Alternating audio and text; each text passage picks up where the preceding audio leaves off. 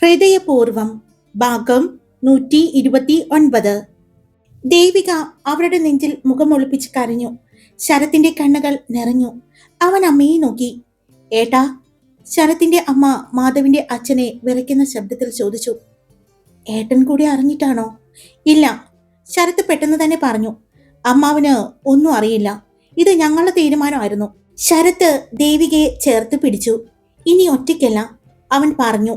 അമ്മ അത് കേട്ട് ഒരു നെടുവീർപ്പിട്ടു. എനിക്കിനി ഒരു കാര്യം മാത്രം മതി. എന്റെ മക്കള് സന്തോഷത്തോടെ ജീവിക്കണം. ആ വാക്കുകള് ആ വീട്ടിൽ അത്രയും നേരം നിന്ന സംഘർഷാവസ്ഥയെ മാറ്റി. ഞാൻ പറഞ്ഞില്ലേ, ഈ വീടിനും ഈ വീട്ടിലുള്ളവർക്കും ഒരു പ്രത്യേക പോസിറ്റീവ് ഫീലാണ് എന്ന്. ഈ വീട്ടിനുള്ളില് എല്ലാ പ്രശ്നങ്ങളും പെട്ടെന്ന് ഇല്ലാതാകുമെന്ന് സന്ദീപ് ഗംഗയോട് പറഞ്ഞതും അവളും തലയനക്കി. ഏട്ടാ, നമുക്ക് ഇവരുടെ വിവാഹം നടത്തണ്ടേ? എല്ലാവരെയും അറിയിച്ചുകൊണ്ട് ശരത്തിന്റെ അമ്മ ചോദിച്ചതും നടത്തണം. പക്ഷെ ഇപ്പോ വേണ്ട, കുറച്ച് കഴിയട്ടെ. എന്നിട്ട് നമുക്ക് നിങ്ങളുടെ നാട്ടിൽ വെച്ച് നടത്താം. അപ്പോ നമ്മുടെ ബന്ധുക്കളെ എല്ലാവരെയും വിളിക്കാമല്ലോ. എന്തു പറയുന്നു? മാധവിന്റെ അച്ഛൻ പറഞ്ഞതും എന്നാ പിന്നെ കൊച്ചുങ്ങളുടെ നൂലുകെട്ട് കൂടി ഒരുമിച്ച് നടത്താം. അതായിരിക്കും നല്ലത്. ഉദയൻ പതിയെ പറഞ്ഞതാണെങ്കിലും അവന്റെ അടുത്ത് നിന്ന മാധവും ലക്ഷ്മിയും സന്ദീപും ഗംഗയും ശരത്തും അത് കേട്ടു. ഇല്ലളിയ, അത് ഞാൻ നോക്കിക്കൊള്ളാം. എന്റെ കാര്യം മാത്രമാണ് കേട്ടോ. ഇവന്റെ കാര്യം ഇവനോട് ചോദിക്കണം. സന്ദീപ് പറഞ്ഞുകൊണ്ട് ശരത്തിനെ നോക്കി. ഞങ്ങളും ശ്രദ്ധിച്ചു കൊള്ളാം. ശരത്ത് പതിയെ ദേവികയെ ചേർത്ത് പിടിച്ച് പറഞ്ഞതും അവളൊരു ഞെട്ടലോടെ അവന്റെ മുഖത്തേക്ക് നോക്കി. പിന്നെ ചുറ്റുമുള്ളവരെയും. എല്ലാവരുടെയും മുഖത്ത് ഒരു പുഞ്ചിരിയായിരുന്നു. ഇപ്പോഴാണ് എനിക്ക് സമാധാനായത്. ഞാൻ വന്നു കയറിയത് കൊണ്ട് പ്രശ്നമെല്ലാം മാറി അല്ലേ? അവൾ പറഞ്ഞതും എല്ലാവരും അവളെ നോക്കി. അതെ അതെ, നീ വന്നില്ലായിരുന്നെങ്കിൽ ഈ പ്രശ്നം ഇങ്ങനെ തീരില്ലായിരുന്നല്ലോ. നീ ആയിരുന്നല്ലോ ഇതിനിടയിൽ കോംപ്രമൈസിന് നിന്നത്. പിന്നെ മോളൊരു കാര്യം ചെയ്യ്, ദേവർമഠത്തിൽ വന്ന് കയറ്. എന്നിട്ട് നമുക്ക് തീരുമാനിക്കാം മോള് വന്ന് കയറിയത് കൊണ്ടാണോ പ്രശ്നങ്ങൾ തീരുന്നത് എന്ന്. ആദ്യം നിന്റെയും സച്ചിയുടെയും ബന്ധം തന്നെ പറയണം. എന്നിട്ട് ആ പ്രശ്നം തീർത്തതിന് ശേഷം എന്റെയും ഗംഗയുടെയും പറഞ്ഞാ മതി. സന്ദീപ് പറഞ്ഞു. അയ്യോ, ഞാനില്ല. അത് രാവണൻ കോട്ടയാണ്, അങ്ങോട്ട് ഞാനില്ല. അവൾ പറഞ്ഞു. ഇത് നീ അവനോട് പറയണം കേട്ടോ, സച്ചിയോട്. ഞാൻ പറയും, എനിക്ക് ഇവിടെ നിന്നാ മതി. അവൾ പറഞ്ഞതും ഇതെന്താണ് മാധവേ, വരുന്നതെല്ലാം ഇവിടേക്കാണല്ലോ ഓട്ടുന്നത്. എല്ലാം നമ്മുടെ നെഞ്ചത്തോട്ടാണല്ലോ. ഉദയൻ പറഞ്ഞതും നിനക്ക് പറ്റില്ലെങ്കിൽ നീ ഇവിടെ നിന്ന് പൊയ്ക്കോ. സന്ദീപ് പറഞ്ഞു. എങ്ങോട്ട് പോകാൻ? ഇതെന്റെ വീടല്ലേ. ഉദയൻ പറഞ്ഞതും അവിടെ ഒരു പൊട്ടി ശരിയായിരുന്നു. പിന്നീട് എല്ലാവരും കുറച്ചു നേരം സംസാരിച്ചിരുന്നെങ്കിലും ദേവികയുടെ മനസ്സിൽ ഒരു അസ്വസ്ഥത ഉണ്ടായിരുന്നു. മറ്റൊന്നും കൊണ്ടല്ല, തന്റെ ആദ്യത്തെ വിവാഹം കഴിഞ്ഞതാണ് എന്ന് ശരത്തിന്റെ അച്ഛനും അമ്മയ്ക്കും അറിയില്ല. അറിഞ്ഞാൽ എങ്ങനെയായിരിക്കും അവർ പ്രതികരിക്കുന്നത് എന്നോർത്ത് അവൾക്ക് നല്ല ടെൻഷൻ ഉണ്ടായിരുന്നു. എന്നാൽ യാതൊരു ടെൻഷനും ഇല്ലാതെ ശരത്ത് അവളെ ചേർത്ത് പിടിച്ചു.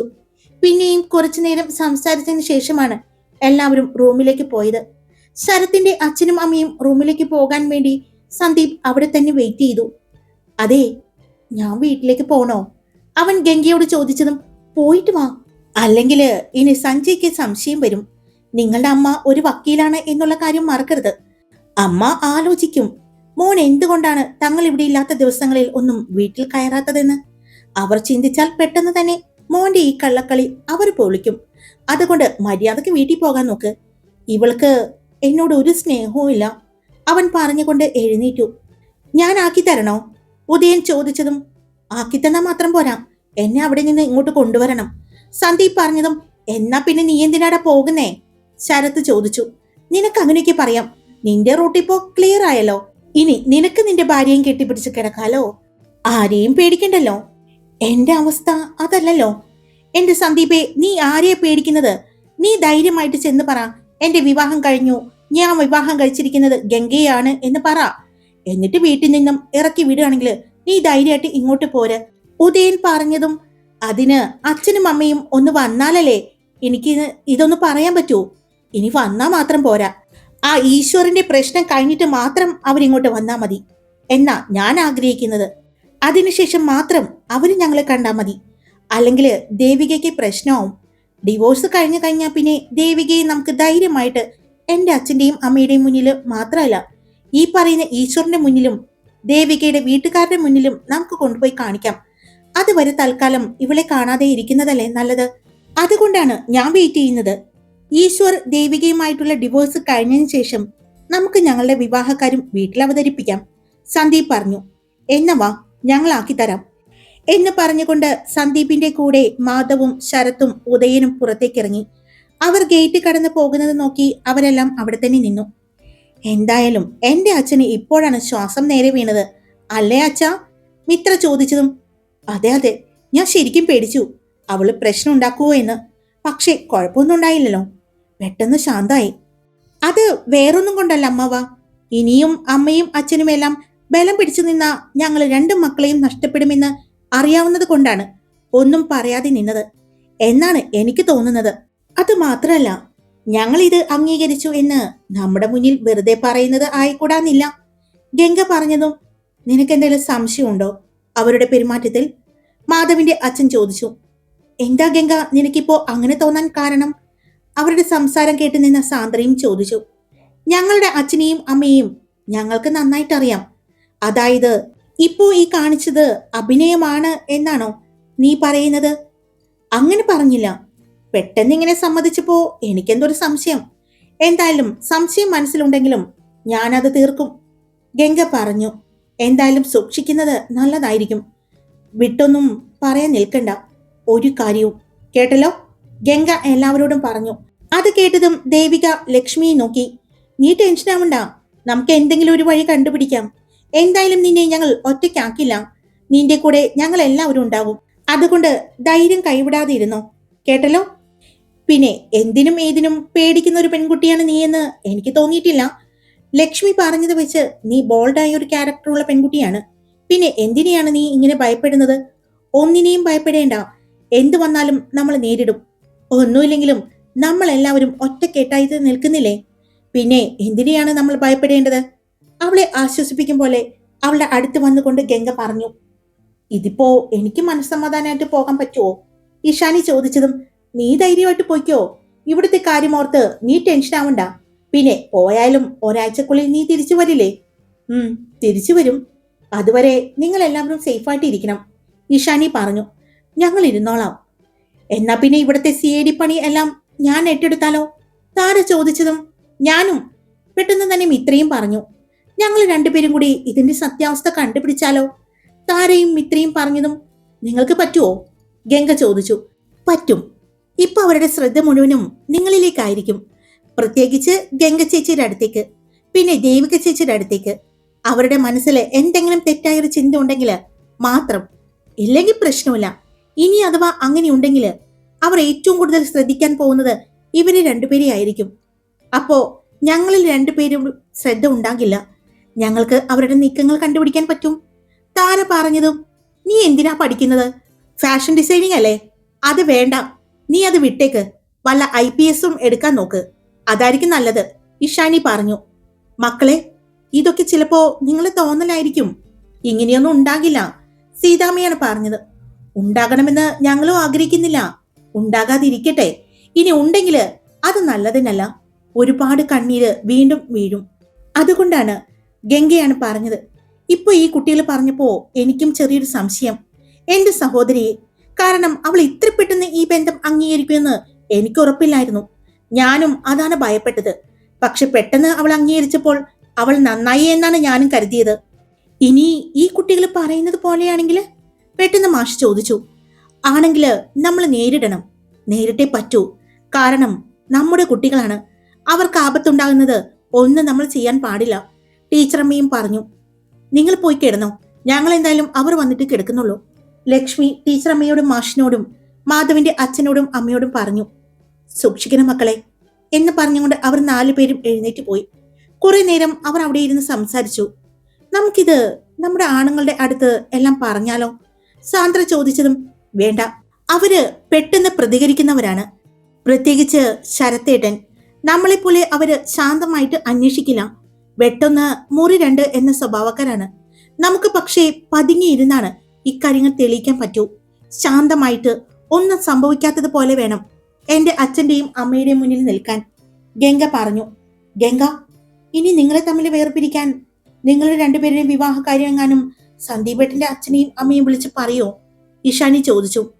അതിനുള്ള സാധ്യതയും ഞാൻ കാണുന്നുണ്ട്. പിന്നെ അവരറിഞ്ഞാൽ എന്റെ ജീവനും ആപത്തിലാകും എന്ന് അറിയാവുന്നത് കൊണ്ട് ചിലപ്പോ ചെയ്യാൻ വഴിയില്ല. അതും ഗംഗ തന്നെയാണ് പറഞ്ഞത്. ഞങ്ങളൊന്ന് പോയി നോക്കിയാലോ? ഇപ്പൊ അവര് റൂമിൽ എന്തെങ്കിലും പറയുന്നുണ്ടെങ്കിൽ അതറിയാൻ പറ്റുമല്ലോ. താര പറഞ്ഞുകൊണ്ട് മിത്രയെ നോക്കിയതും അത് ശരിയാ. ഇപ്പൊ അവരെന്തെങ്കിലും സംസാരിക്കണുണ്ടെങ്കിൽ നമുക്ക് കണ്ടുപിടിക്കാൻ പറ്റും. അവൾ പറഞ്ഞു. നിങ്ങളിപ്പോൾ പോകാൻ പോകുന്നത് ഭാര്യയും ഭർത്താവും കിടക്കുന്ന ബെഡ്റൂമിലേക്കാണ്.